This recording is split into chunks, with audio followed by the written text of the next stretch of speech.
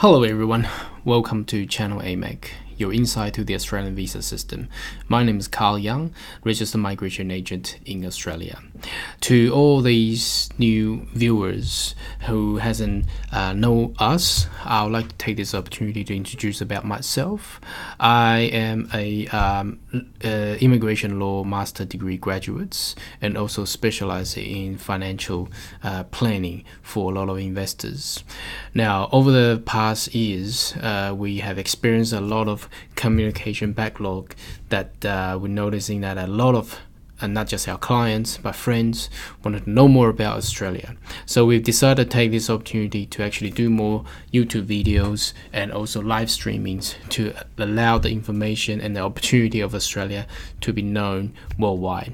Now today I would like to take this opportunity to actually share with you what the 489, which is a state nomination visa, could actually offer to a lot of viewers or potential skilled migrants. And at the moment, the Australian state government of South Australia and Northern Territory is actually giving out a lot of incentives. Now I'll take some time to actually all the viewers to go through the actual website and describe and explain how it actually could affect you and also opportunity to actually capitalize the opportunities. Now let's have a look what we have here. Now the first thing I wanted to let you know is this website that from South Australia. Now yesterday, what a coincidence, the state government of South Australia actually announced a further extended version of a state nomination migration plan. So today I want to take this opportunity to actually explain this. So the most important two parts are these two components, as you can see here.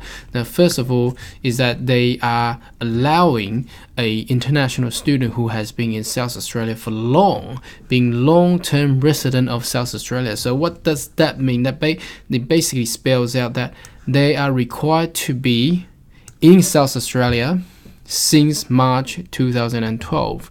So if you have been there long enough, I can only imagine students who had been there since high schools now until today, and you're still in Adelaide, South Australia, you'll be eligible to be nominated under the stream for 489 visas. Then you'll be basically 489 visa. If you want to know more about 489 visas, there's clips and videos and information about it. So I'll just give you a little bit of information, introduction to this. 489 visa basically is nominated and you'll be having a 4 years to continue to stay visa in regional Australia. And then once you hit living of 2 years with working 1 year in that state or regional areas, you'll be eligible to lodge a permanent residency under subclass 887. So that's the beauty of 489 visa. So it's a visa that doesn't give you a direct permanent residency, but it does allow you to get a pathway, and the pathway is quite easy. Now the second announcement is that South Australia actually broadening the high performing graduate category into two. So what does it show us? Let me get into the detail. Now it basically says if you have been studying bachelor degree for the past 2 years or coming future skilled migrants, if you reach a GPA of 6.0 or above. So what does the GPA stands for? Grade point average. That's here. That's basically the points or credits that you have achieved over for each subjects that you have done in bachelor or master degree. So if you have achieved anything of the average of 6.0 or above, the state government of South Australia will then be able to provide a nomination for 190, which goes to directly into a permanent residency. But if you achieve lower, this is the extended version of GPA between 5.20 to 5.99, the state government of South Australia will then nominate you under 489 visa again. So again,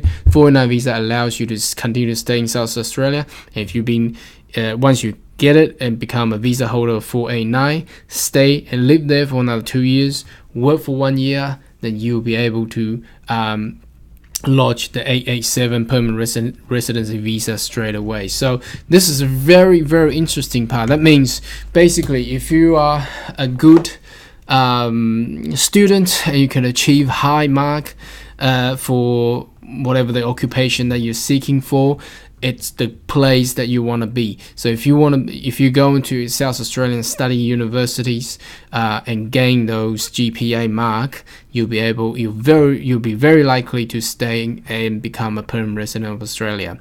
Now, there's one question that you're required to know is that you cannot just be there to study master degree. So you have to read it carefully. Any of the master degree, it has to be accompanied by a bachelor degree that you have studied in South Australia as well. So if you have studied a bachelor degree, say in New South Wales, in Sydney, and you basically chose another master degree to study in South Australia, then you will not be eligible. So this is the point that you have to bear in mind and understand all that. Now, going into South Australia's occupations, it's basically very broad. It's a lot of occupations here, vary from engineer to the trades. Obviously there's a lot more detail in here, so and they're separated into 2 skill lists. What I will do is I will leave the link at the descriptions below, so you can actually click in there and go in there for detail, and every single occupation has different requirements, and they giving out the availability score with the green, blue, and red there. So there's too much to go through here, but I'll take opportunities, or if you have time to leave a comment down below, I'll answer you back and reply back to you if you have any question there. And also this goes down to detail into skill assessing authority. Different skill assessing authority has different requirement, and those requirement has to be met prior meeting the state government's requirements. Okay, that's one thing. Now the other thing, remember at the beginning of our intro, I talked about the 489 visa, about Northern Territory. So this Northern Territory has provided a different view. Now I'm jumping into Northern Territory government's website now. They do have 489 visa, which allows the state of Northern Territory to actually nominate you and stay there, but provided you have graduated and also gain some sort of job offer. Now, during late last year, about December, Northern Territory does, although the Australian government did publish a media release that they are looking into expanding what they call designated area migration agreement, and that is gonna populate it into different regional areas. Now, the first area they have put in there is Northern Territory, and just to happen that in January this year, Northern Territory government has announced a very exciting pathway through the temporary skill migration scheme. So that requires people to be nominated by an employer under the labor agreement. Now, I did receive enormous numbers of clients and viewers wanted to know more about this, and it's actually very difficult to actually explain over emails and things. So I'd like to take this opportunity to show you what that is. So the agreement, what they call DAMA, actually expanded with additional 117 different occupations, and these occupations are very interesting. So if you look at this, I'm taking you through to have a look. There's actually baker, barista, people making coffee. Look at this, bus driver. They just need anyone in there. Now, bear in mind there's 2 columns with ticks here. The first column is English concession, and second column is TSMIT concession. What does that mean? That means you do not require to meet the minimum threshold of $53,900 of annual salary. You can be lower. For obviously, for instance, for baristas working in Northern Territory, might not be, pay that much. It could be a bit lower, but then if you've been nominated by that role and to be there working, there's a way to go.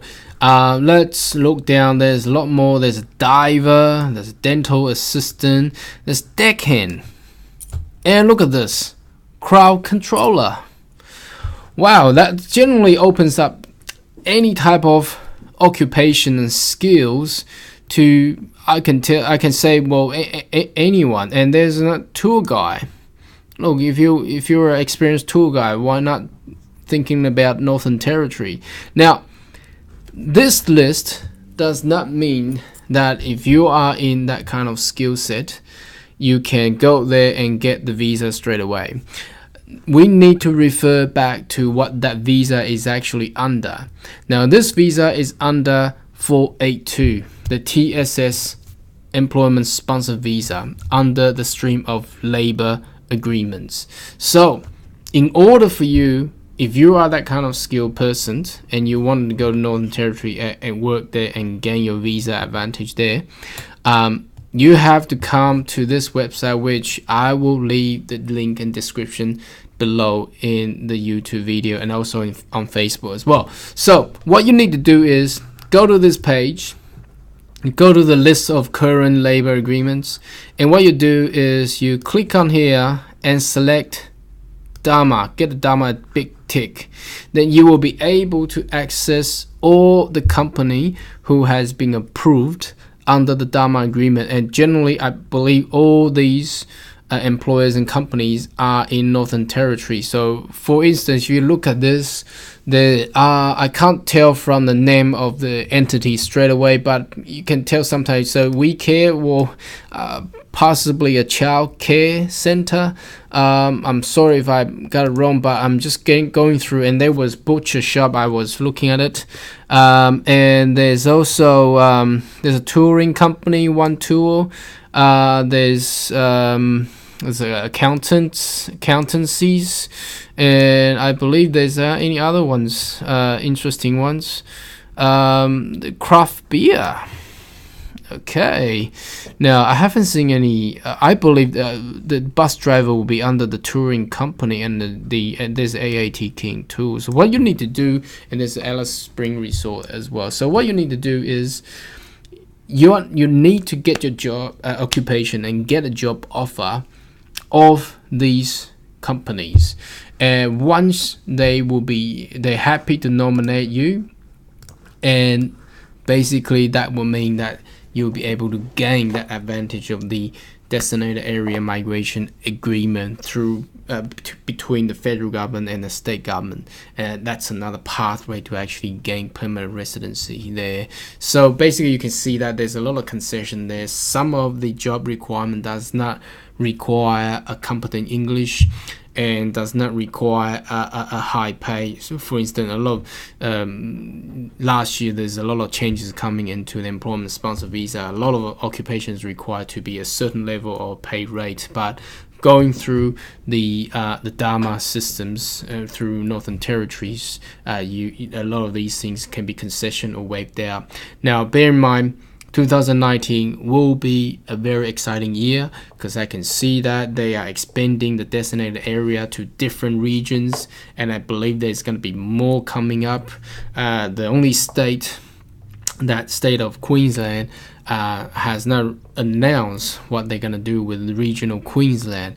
We are waiting, and I believe there'll be more exciting news coming up. So stay tuned and make sure you subscribe to our channel. We'll have more and more Australian visa news coming up.